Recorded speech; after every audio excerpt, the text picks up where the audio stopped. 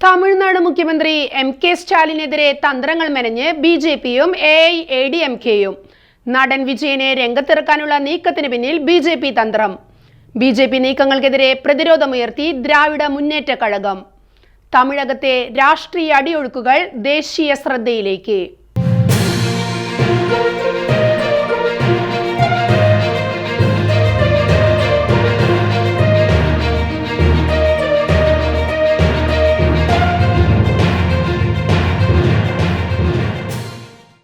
നിയമസഭാ തെരഞ്ഞെടുപ്പിന് ഒരു വർഷം അവശേഷിക്കെ ചടുലമായ രാഷ്ട്രീയ കരുനീക്കങ്ങളുമായി തമിഴ്നാട് രാഷ്ട്രീയ അന്തരീക്ഷം ദേശീയ രാഷ്ട്രീയത്തിൽ ശ്രദ്ധേയമാകുന്നു. ജനപ്രിയ നേതാവ് എം.കെ. സ്റ്റാലിനെ നേരിടാൻ ജനകീയ സിനിമാ താരം വിജയിനെ രംഗത്തിറക്കാനുള്ള അണിയറ നീക്കമാണ് എ.ഐ.എ.ഡി.എം.കെ നടത്തുന്നത്. ഈ വിധം നീക്കങ്ങൾക്ക് ബി.ജെ.പിയുടെ പരോക്ഷ പിന്തുണയുമുണ്ട്. തമിഴ്നാട് മുഖ്യമന്ത്രി എം.കെ. സ്റ്റാലിന്റെ നേതൃത്വത്തിലുള്ള ദ്രാവിഡ മുന്നേറ്റ കഴകത്തിന്റെ ശക്തി തകർക്കാനുള്ള നീക്കങ്ങളാണ് ഇപ്പോൾ സജീവമായി നടന്നുകൊണ്ടിരിക്കുന്നത്. ദേശീയ രാഷ്ട്രീയത്തിൽ ബി.ജെ.പിക്കെതിരെ ശക്തമായ പ്രതിരോധമാണ് ദ്രാവിഡ മുന്നേറ്റ കഴകമെന്ന ഡി.എം.കെ ഉയർത്തുന്നത്. അതുകൊണ്ട് തന്നെ ഡി.എം.കെയെ ദുർബലപ്പെടുത്തുക എന്നതാണ് ബി.ജെ.പി ലക്ഷ്യമിടുന്നത്. പ്രതിപക്ഷ കക്ഷിയായ എ.ഐ.എ.ഡി.എം.കെക്ക് ബി.ജെ.പി പിന്തുണ വാഗ്ദാനം ചെയ്തിട്ടുണ്ടെങ്കിലും അതവർ സ്വീകരിച്ചിട്ടില്ല.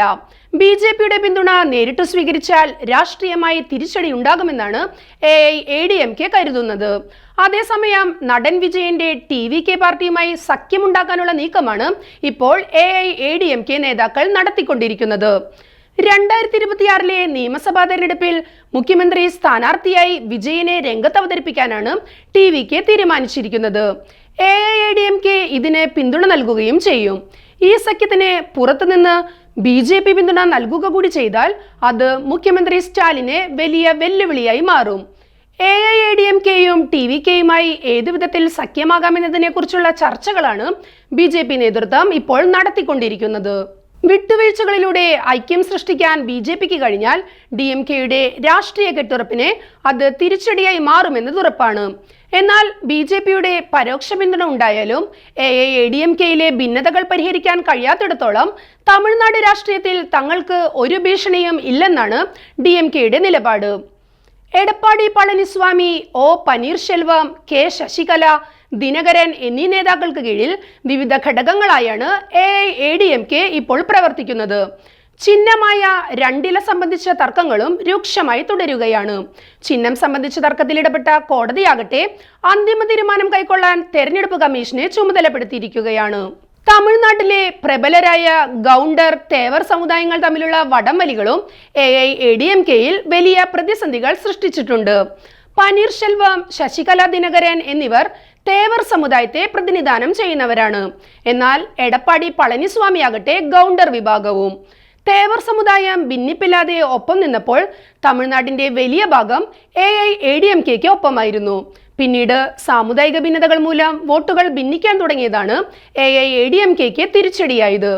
ഈ സാഹചര്യത്തെ ഫലപ്രദമായി ഉപയോഗിക്കാൻ കഴിഞ്ഞതാണ് ഡി.എം.കെയുടെ വളർച്ചയ്ക്ക് അടിസ്ഥാന കാരണം. ഡി.എം.കെയെ പ്രതിരോധിക്കാൻ ബി.ജെ.പിയുടെ പിന്തുണ തേടുന്നതിൽ തെറ്റില്ലെന്ന നിലപാടാണ് പനീർസെൽവത്തിനും ശശികലയ്ക്കുമൊക്കെ ഉള്ളത്.